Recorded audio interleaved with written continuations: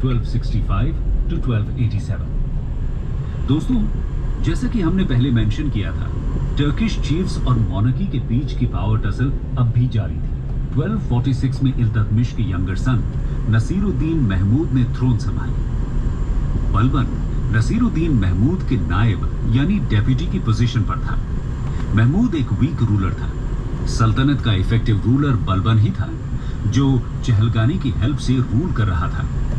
बलबन ने अपनी एक बेटी की शादी नसीर से करवाकर अपनी पोजीशन को और स्ट्रेंथन किया। बलबन की लगातार बढ़ती अथॉरिटी से कई टर्किश चीफ्स एलियनेटेड हो गए, क्योंकि सुल्तान पर अब उनकी पावर और इन्फ्लुएंस कम हो गई थी। इसी के चलते 1253 में एक कंस्पिरेसी के तहत चीफ्स ने बलबन को उसकी पोजीशन से एक्सपेल कर दिया।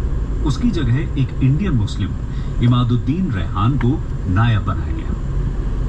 बलबन स्टेप डाउन करने के लिए तैयार हो गया और स्टेप डाउन करने के बाद 1.5 साल में अपने कई अपोनेंट्स को अपनी तरफ कर लिया। इसके बाद उसने एक मिलिट्री शोडाउन के लिए प्रेपरेशन चालू की। सुल्तान नसीर ने बलबन की सुपीरियर स्ट्रेंथ को देखकर रेहान को एक्सपेल कर दिया और बलबन को फिर से नायब बना दिया। 1265 में सुल्तान नासिर की डेथ हो गई और कोई मेल एयर न होने के कारण बलबन ने फाइनली थ्रोन को सक्सीड किया।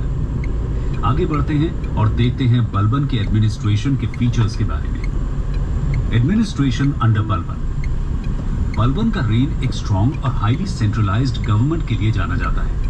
वो लगातार मोनार्की की प्रेस्टीज और पावर को इंक्रीज करना चाहता था, क्योंकि वो ये समझ गया था कि यही एकमात्र तरीका है उसके सामने आने वाले इंटरनल और एक्सटर्नल डेंजर्स को फेस करने का।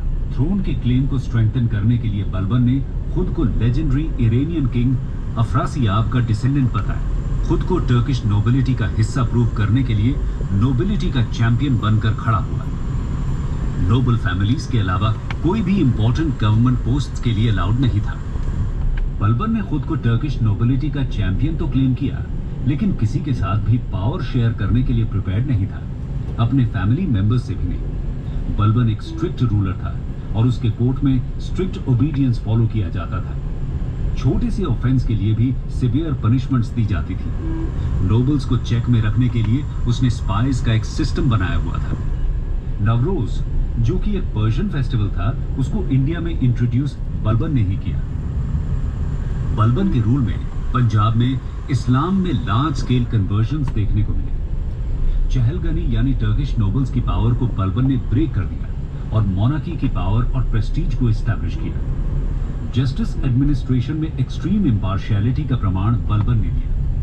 उसकी अथॉरिटी को ट्रांसग्रेस करने पर चाहे कितना भी बड़ा लैंडेड ओनर क्यों ना हो, उसको पनिशमेंट दी जाती थी। बलबन ने एक सेंट्रलाइज्ड आर्मी ऑर्गेनाइज की, जिससे इंटरनल डिस्टर्बेंसेस और मंगोल्स को रिपेल करने में आसानी हुई। इसके लिए उसने मिलिट्री डिपार्टमेंट यानी दीवाने अर्ज को रीऑर्गेनाइज किया।